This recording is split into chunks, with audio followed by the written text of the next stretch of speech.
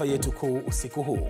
Usalama uimarishwa Dar es Salaam na miji mingine nchini Tanzania kuelekea kesho, siku ya Sabasaba, ambapo wanaharakati wameitisha maandamano kupinga ukandamizaji wa kisiasa.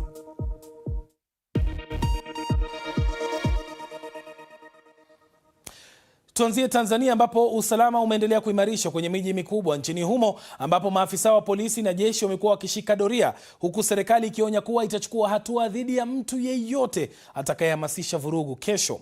Kupitia mitandao ya kijamii, wanaharakati wamekuwa wakihamasisha kufanyika kwa maandamano kesho Jumanne ili kushinikiza uwepo wa uhuru wa kisiasa na uwajibikaji kufuatia matukio ya mauaji yaliyotokea kipindi cha uchaguzi mkuu mwaka jana 2025.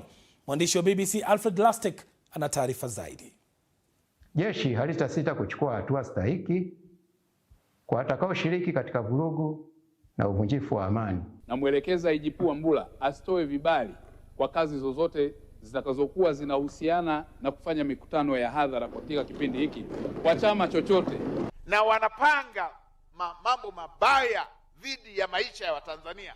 Ndio maana tumesema hatupuuzi. Tanzania imeongeza tahadhari za kiusalama kuelekea Julai 7, huku maafisa wa polisi na jeshi wakionekana kwa wingi katika miji mikubwa ikiwemo Dar es Salaam, Dodoma, Arusha na Mwanza. Doria hizo zimeongezwa wakati ambapo mitandaoni kumekuwa na wito wa maandamano unaosukumwa na baadhi ya wanaharakati wanaodai mageuzi ya kisiasa, uwajibikaji wa haki kwa waathirika wa machafuko yaliyotokea baada ya uchaguzi mkuu wa mwaka 2025.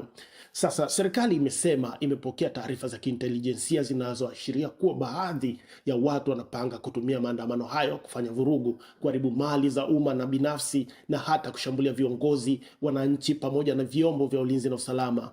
Msemaji wa polisi David Misime amesema tayari watu kadhaa wamekamatwa kwa ajili ya uchunguzi, huku akisisitiza kuwa hali ya usalama nchini inaendelea kuwa tulivu na mamlaka zinaendelea kufuatilia kwa karibu viashiria vyote vinavyoweza kuhatarisha amani. Nalo jeshi la wananchi wa Tanzania JWTZ nalo limetoa onyo kwa watu wanaodaiwa kuhamasisha vurugu kupitia mitandao ya kijamii, likisema halitasita kuchukua hatua za kisheria dhidi ya yeyote atakayehusika na uvunjifu wa amani. Wakati huo huo, serikali imesimamisha mikutano ya hadhara ya kisiasa kwa muda usiojulikana, ikisema hatua hiyo inalenga kusaidia vyombo vya dola kushughulikia vitisho vya kiusalama. Upinzani umepinga uamuzi huo, ukidai kuwa unakiuka haki za kikatiba na uhuru wa kisiasa. Hii si mara ya kwanza kutokea kwa matishio ya maandamano nchini Tanzania. Mwaka jana, wakati wa sherehe za uhuru, wanaharakati walitangaza maandamano ambayo hayakutokea. Mvutano wa sasa wa kisiasa unadaiwa kuchangiwa na matukio ya awali na yaliyofuatia uchaguzi mkuu wa Oktoba 2025. Katika uchaguzi huo, Rais Samia Suluhu Hassan alitangazwa mshindi kwa kupata takriban 98% ya kura baada ya wagombea wawili wakuu wa uraisi kutoka upinzani kushindwa kushiriki uchaguzi huo. Hatua hiyo ilizua ukosoaji kutoka kwa vyama vya upinzani, wanaharakati na kuchangia kuzuka kwa maandamano makubwa siku ya uchaguzi na siku zilizofuata. Sasa huko ni Tanzania, lakini Kenya pia kundi moja la wanaharakati limesema kwamba litashiriki maandamano kesho kushinikiza bunge kuingilia kati mauaji yaliyotekelezwa na idara za usalama kinyume cha sheria, pamoja na hatua ya baadhi ya watu kupotea.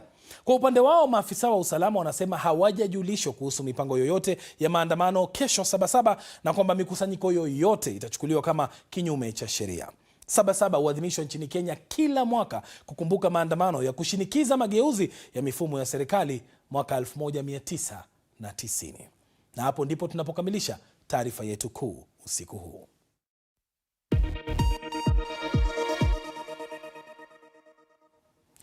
Sasa tuelekee Mashariki ya Kati, ambapo umati mkubwa wa watu umekusanyika mjini Tehran, huku msafara wa mazishi aliyekuwa kiongozi mkuu wa Iran Ayatollah Ali Khamenei ukipitia katikati ya mji huo.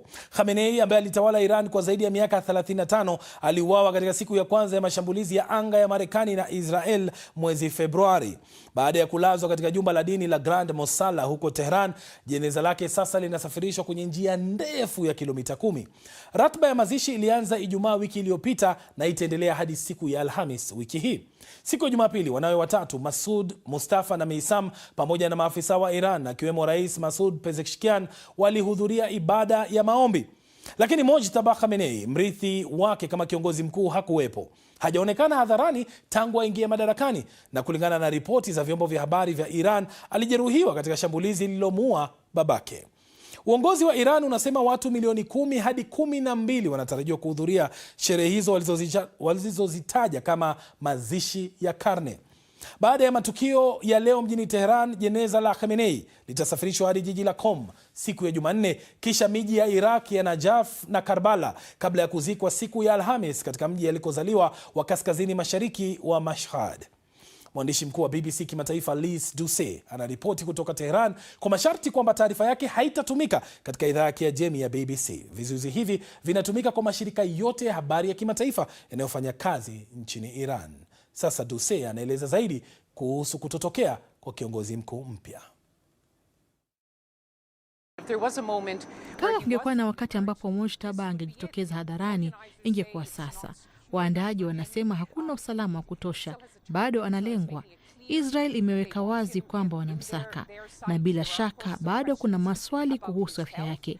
Lakini wale ambao wako ndani ya makundi haya, tukiwauliza, wanasema hapana, hivi ni sawa, yuko mioyoni mwetu, na kwamba kuonekana hadharani kwa sasa ni hatari sana kwake. Na hili lilionekana wazi zaidi hapo jana pale watoto watatu wa Ayatollah Khamenei walijitokeza kwenye uwanja mkubwa wa wazi wa Masala, wakati ambapo sala ya jeneza ilifanyika mbele ya mwili wa marehemu kiongozi huyo. Sasa ili kufahamu zaidi, tuungane na mchambuzi Godwin Gonde, anajiunga nasi kutoka Dar es Salaam, Tanzania. Gonde, kwanza kabisa, umechukuliaje mazishi haya ya siku nyingi ya Ayatollah huko Iran? Unadhani yametoa taswira gani?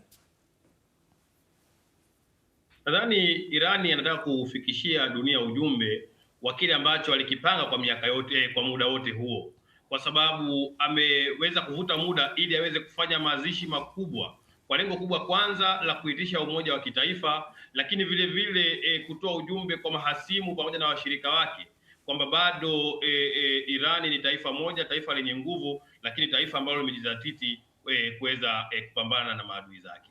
Sasa wanawe Ayatollah Khamenei wamejitokeza katika maombolezi, isipokuwa mrithi wake Mojtaba Khamenei. Kwa nini mpaka sasa hajajitokeza hadharani? Nadhani kikubwa ni swala la usalama, kwa sababu Irani imekuwa vitani kwa muda mrefu, na tumeona kwamba mikakati ambayo adui yake mkubwa Israeli amekuwa akifanya ni kuua viongozi kama njia mojawapo ya kuwaondolea morali.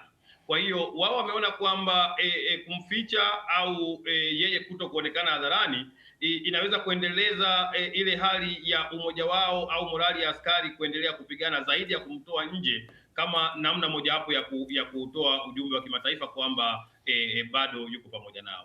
Sasa kwa mtizamo wako Gonde, kuto kujitokeza huku kwa Mojtaba Khamenei kunaashiria nini kuhusu utawala wa sasa wa Iran na mwelekeo wake wa siku zijazo?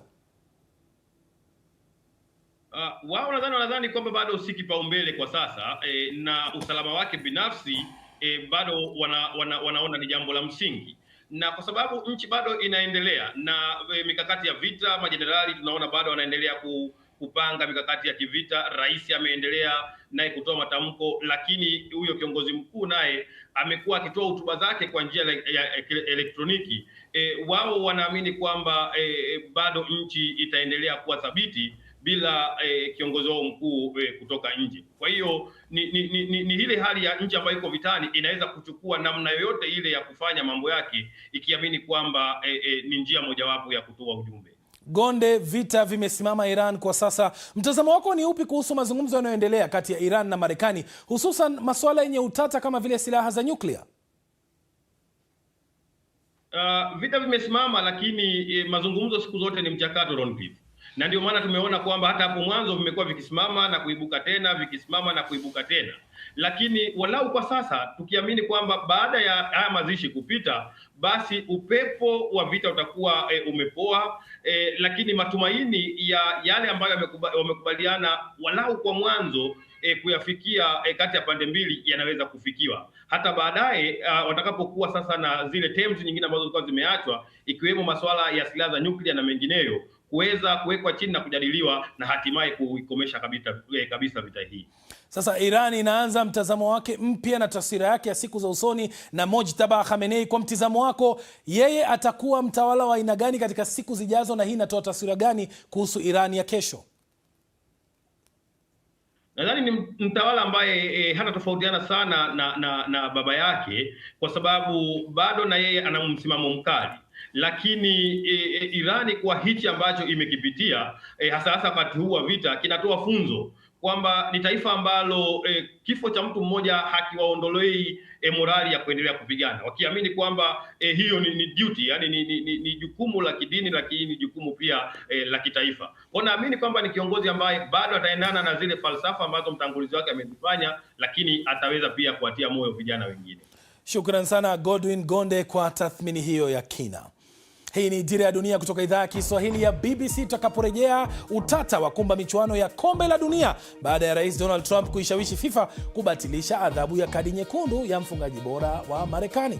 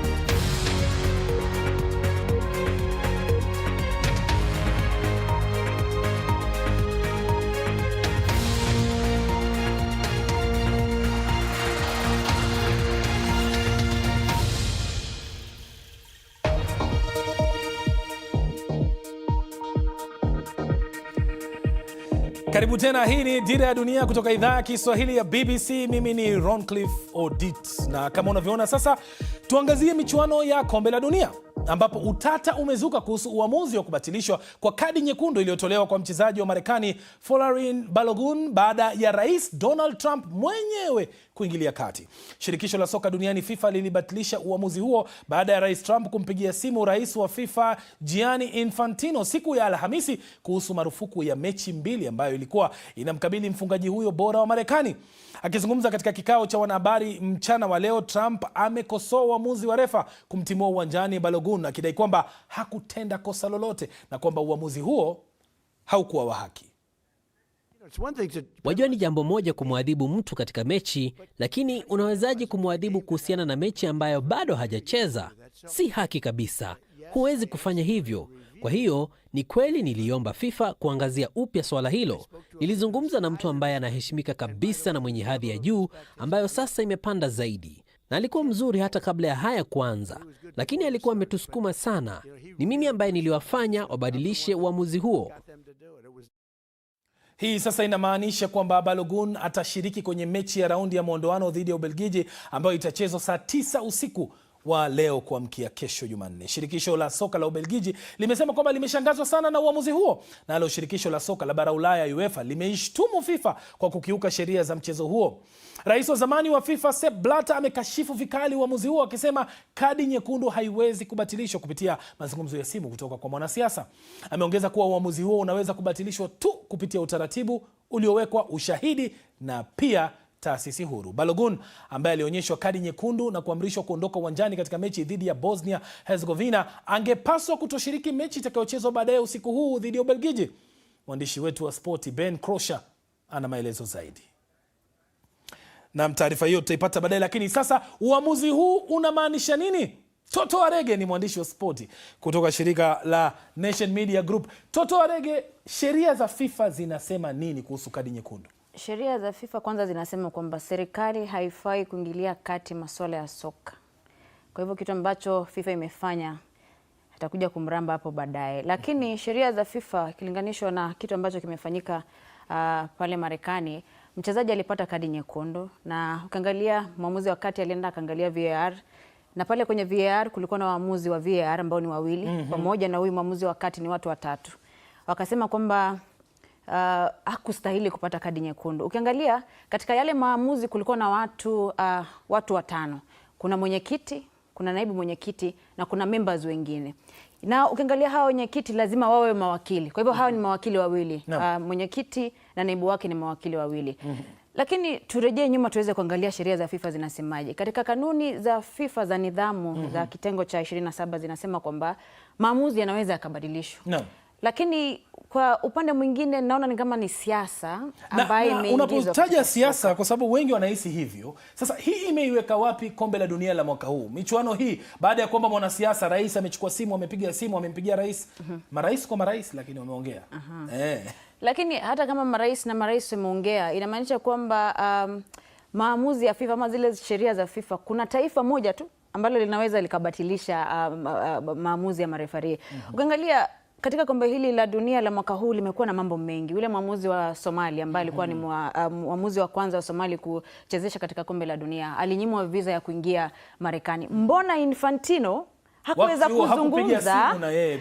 kuzungumza na rais mwenzake ulivyosema kuweza kujaribu kumsaidia yule referee kuingia kuchezesha mechi za kombe la dunia? Kwa hivyo inamaanisha kwamba katika siku zijazo wachezaji watakuwa wanacheza ovyo, wakivunja wenzao uwanjani wakijua kwamba mwisho wa siku taifa langu, rais wetu atapiga simu kwa FIFA ili waweze kubatilisha yale maamuzi ya referee. Ni kitu ambacho ni kibaya sana na halikifai kutokea katika soka.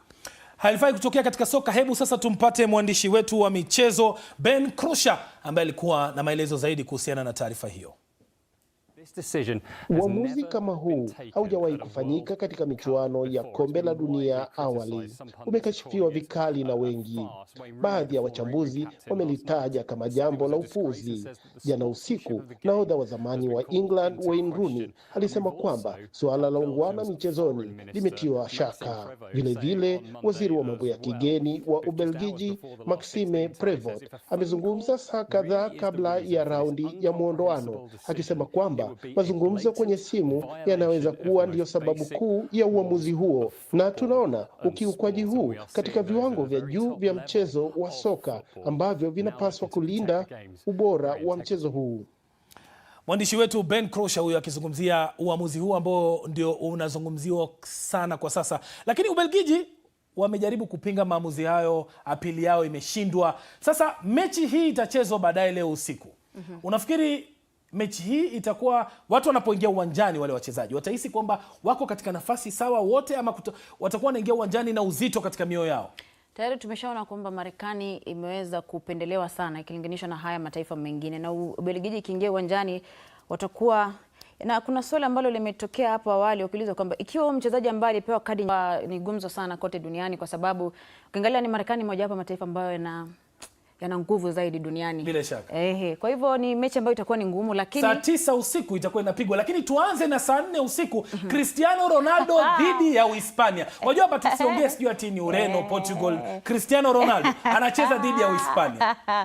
Cristiano Ronaldo Hispania amesema kwamba tunajua ameshinda mataji yote lakini hajashinda kombe la dunia. Na hivi sasa wanasema kwamba mojawapo ya mataifa ambayo yanapiga upato sana kuchukua ubingwa ni Portugal. Kwa hivyo Argentina, Hispania na Ureno katika mechi hii Ureno hawajaonyesha ule msisimuko, hawajaonyesha yale makali yao. Kwa hivyo kwenye mechi hii unataka ubashiri wangu? CR7 atashinda leo. Kwa hivyo leo unasema lazima. Na leo una matumaini kwamba atafunga bao? Lakini amepoteza nafasi nyingi za wazi. Kwenye timu ya timu ya Portugal amepoteza nafasi nyingi. Lakini unajua na miaka pia inasonga na hili ni kombe lake la dunia la mwisho, atajitahidi sana aweze kupata bao. Kwa hivyo leo wewe umesema tuweke hela yetu kwa Portugal dhidi ya Uhispania. Uhispania ni timu ambayo vile vile inafanya vizuri. Uhispania imefanya vizuri, wamewahi kushinda kombe la dunia na ina wachezaji chipukizi kama kina Lamine Yamal ambao wanategemewa sana, lakini hatujaona makali yake katika kombe hili la dunia. Itakuwa ni mechi ngumu, I'm telling you. Yule ambaye atapoteza nafasi zake atakuwa ni wa kushinda. Wanasema wenyewe atakayeshinda hapa ndiye ambaye atashinda kombe la dunia. Una imani na hiyo? Ama bado unahisi kwamba it's coming home? Maana jana waliponea. Uingereza waliponea mabao 3-2 jana waliponea. Lakini mbona unaiachia mbali Ufaransa?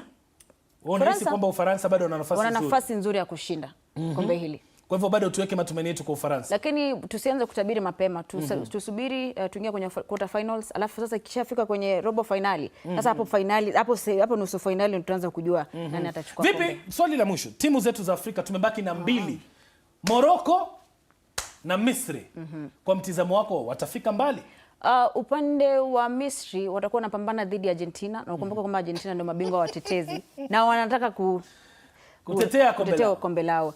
Itakuwa ni mechi ngumu, lakini wengi wanaipigia upato Argentina kupata ushindi. Misri walisuasua katika mechi zao za hatua ya makundi na katika mechi ya awali walienda hadi zile extra time, inamaanisha kwamba bado wana kazi ya ziada. Morocco ni mojawapo ya timu ambazo pia zinapigia upato kuchukua kombe hili. Kwa hivyo Morocco wapo vizuri. Na ukiangalia jinsi playing style yao, ni watu ambao wakicheza mchezo hawaogopi. Wao wanashambulia. Wewe nani sijui ni ubingwa wa dunia, wanashambulia. Kwa hivyo ina nafasi kubwa pia kuchukua ubingwa. Morocco wana nafasi kubwa, Misri vile vile wana nafasi. Sisi Kenya, Tanzania na Uganda tuna mdomo wa kupiga. Hii ni Dira ya Dunia kutoka idhaa ya Kiswahili ya BBC. Tutakaporejea, msichana mwenye umri wa miaka 12 huko Venezuela aokolewa baada ya kufunikwa kwenye vifusi kwa zaidi ya saa 30 kufuatia matetemeko ya ardhi.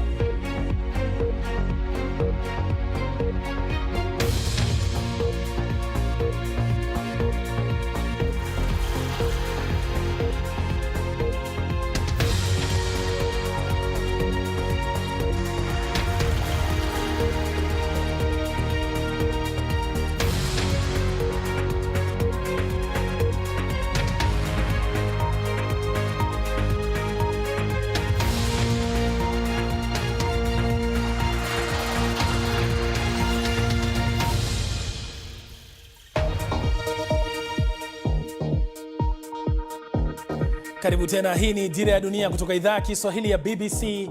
Mimi ni Roncliffe Odit. Rais wa mpito wa Venezuela amesisitiza kuwa nchi yake haitakumbwa tena na machafuko kufuatia matetemeko ya ardhi yaliyosababisha vifo vya wengi mwezi uliopita, huku kukiwa na hasira inaendelea kuhusu hatua za serikali kushughulikia swala hilo. Delcy Rodriguez pia ameitetea serikali yake akisema maelfu ya maafisa walitumwa kusaidia katika juhudi za uokoaji.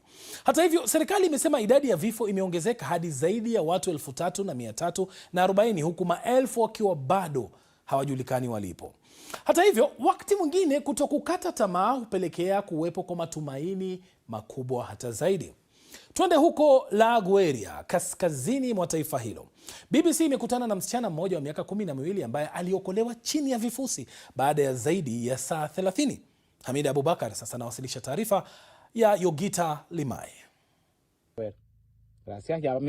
Hii ni video ya Fabiana mwenye umri wa miaka 12 akitabasamu huku akichungulia kupitia shimo dogo akiwa ndani ya vifusi.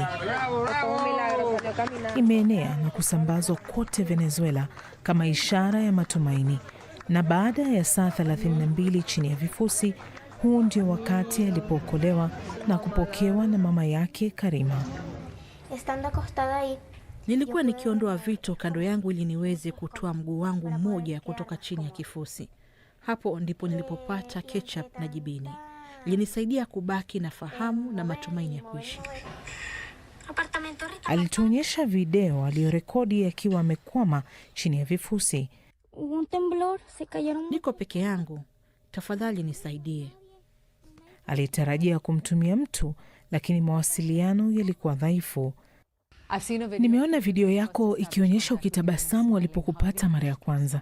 Uliwezaje kuendelea kutabasamu katika wakati mgumu kama huo?